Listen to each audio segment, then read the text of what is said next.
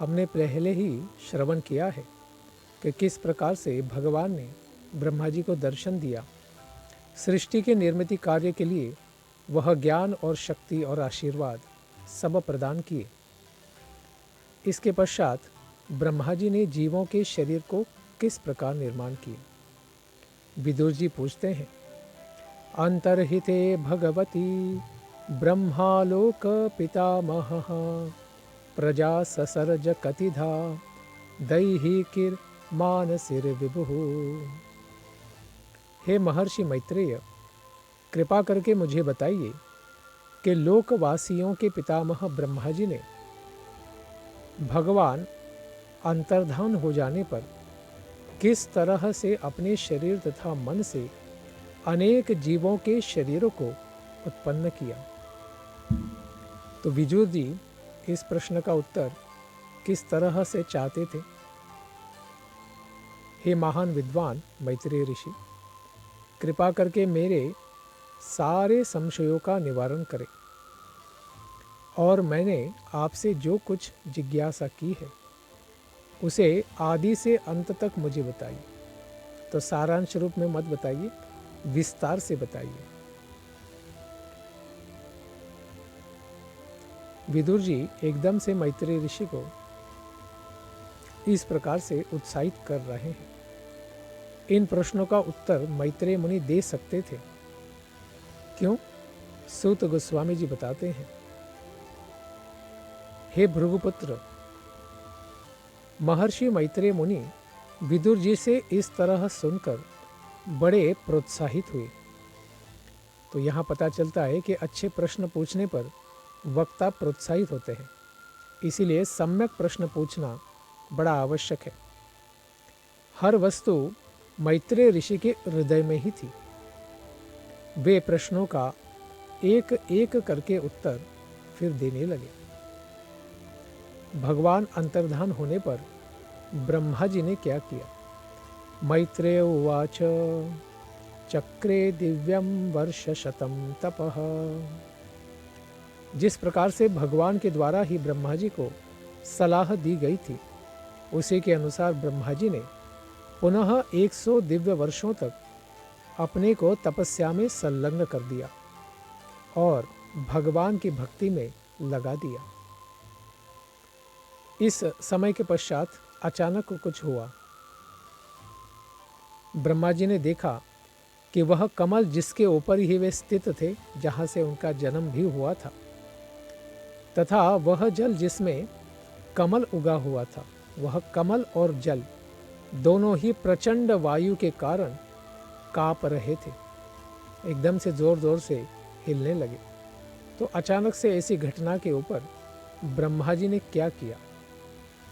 दीर्घकालीन तपस्या तथा आत्म साक्षात्कार के दिव्य ज्ञान ने ब्रह्मा जी को काफ़ी व्यावहारिक प्रैक्टिकल बना दिया था। यह ज्ञान उन्हें प्राप्त था कि अभी कुछ समस्या आती है तो क्या करना चाहिए। इसीलिए बड़े परिपक्व वे बन चुके थे। इसीलिए उन्होंने संपूर्ण वायु जो वो कमल यानी उनके आसन और जल को हिला रहा था, न्यपात उन्होंने एक साथ ही पी लिया। इस प्रकार से जो समस्या आई थी उसको उन्होंने समाधान किया। फिर वे कुछ विचार करने लगे। इस प्रकार से कमलासन्न ब्रह्मा जी ब्रह्मांड भर में फैला हुआ वह जल उन्होंने पी लिया, वायु पी लिया। और उन्होंने विचार किया कि उन समस्त लोकों को किस तरह फिर पुनः उत्पन्न किया जा सकता है जो इसके पूर्व में उसी कमल में लीन हो गया था, अभी कहीं पर भी दिख नहीं रहा था। तो भगवान सर्ग का प्राथमिक सृजन का कार्य करते हैं और ब्रह्मा जी द्वितीय सृजन का यानी विसर्ग का कार्य करते हैं। तो विसर्ग को कैसे संभव कर पाएंगे ब्रह्मा जी।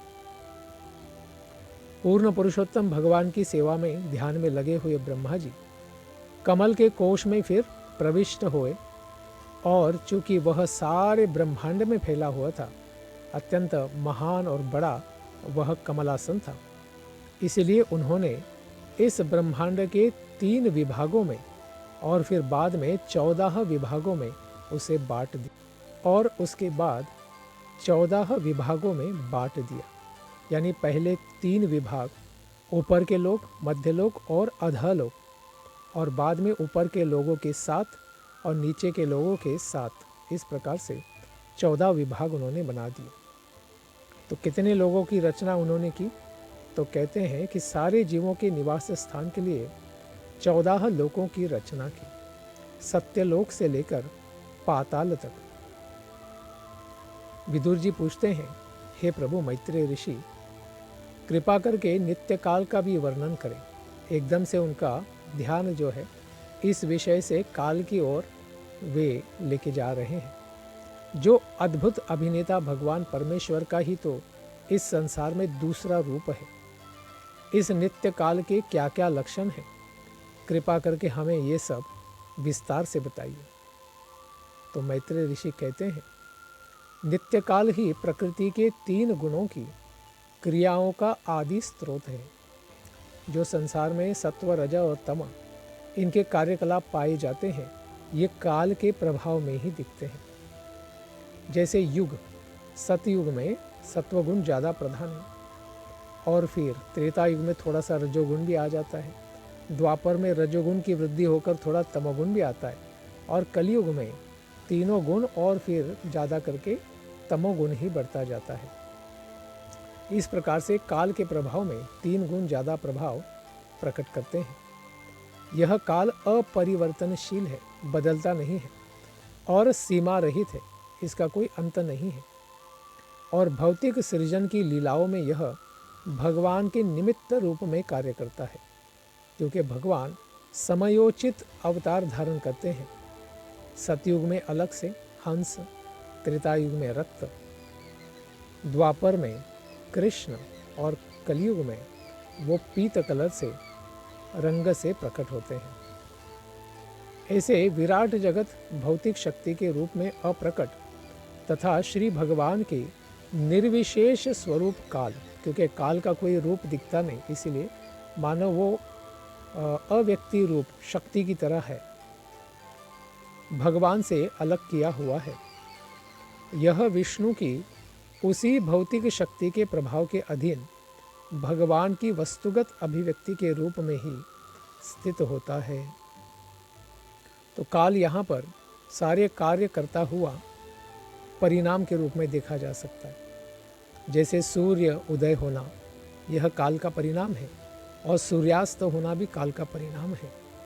प्रत्यक्ष रूप से काल का दर्शन नहीं होता। यह विराट जगत जैसा अब है वैसा ही रहता है, फिर ये प्रकट होता है, अप्रकट होता रहता है।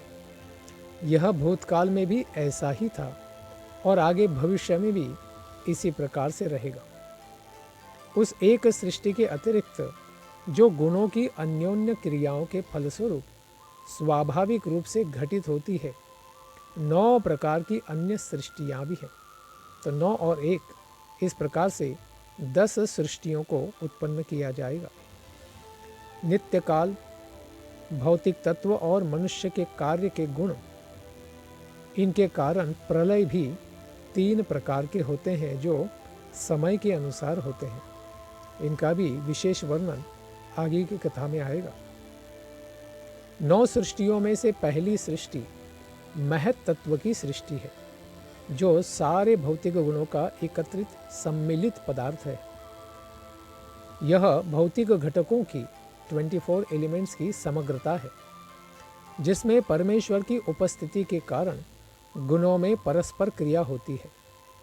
यह पहली सृष्टि है।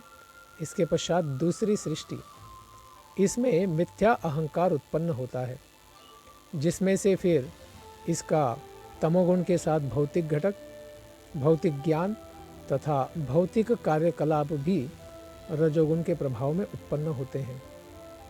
यह दूसरी सृष्टि हुई। इसके पश्चात तीसरी सृष्टि, इंद्रिय विषयों का सृजन।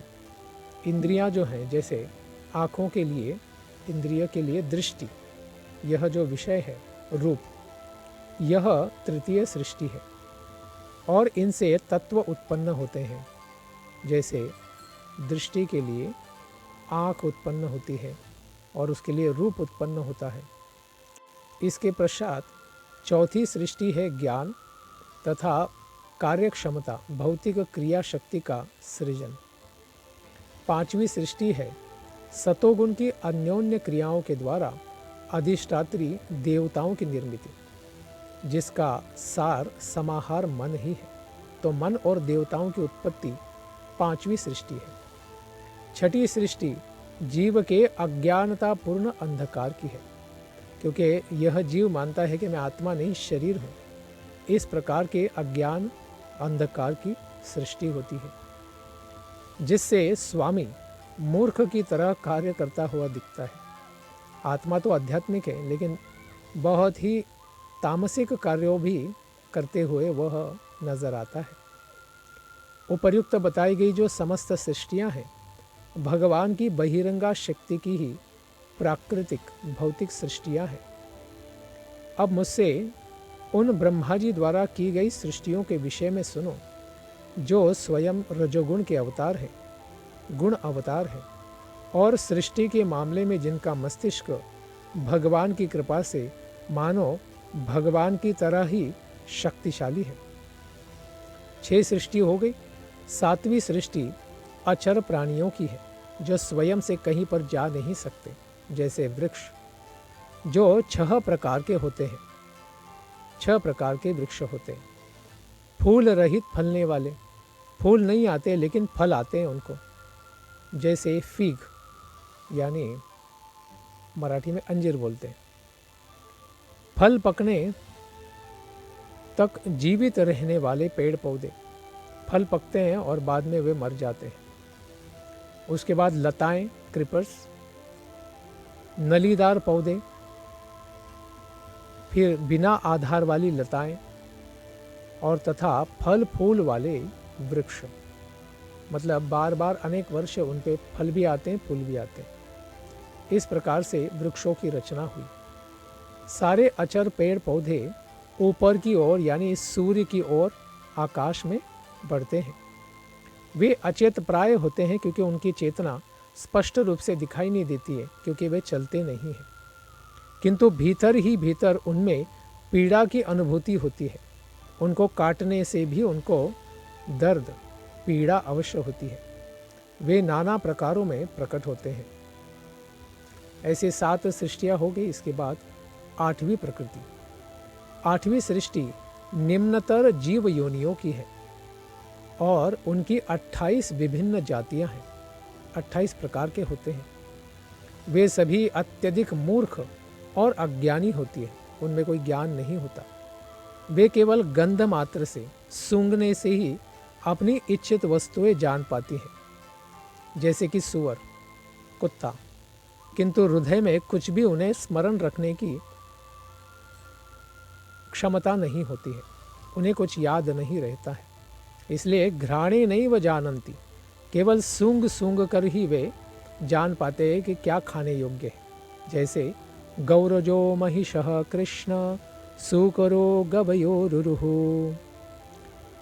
निम्नतर पशुओं में गाय, बकरी, भैंस, काला बारहसिंगा, सुकर, नीलगाय, हिरन, मेंढा तथा ऊंट, ये सब 2 खुरों वाले होते हैं। इसलिए उनको द्विशफाहा भी कहा जाता है।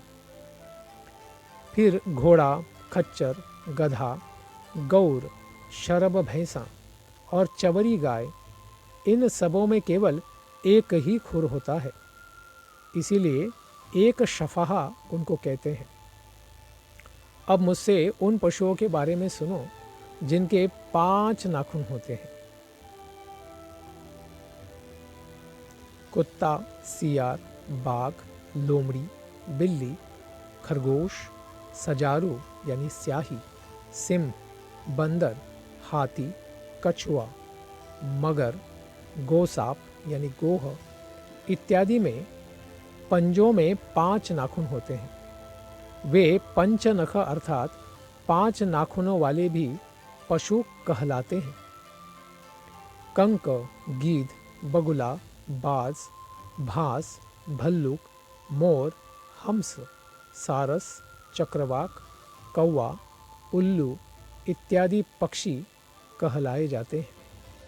इस प्रकार से 8 सृष्टियों का वर्णन हुआ।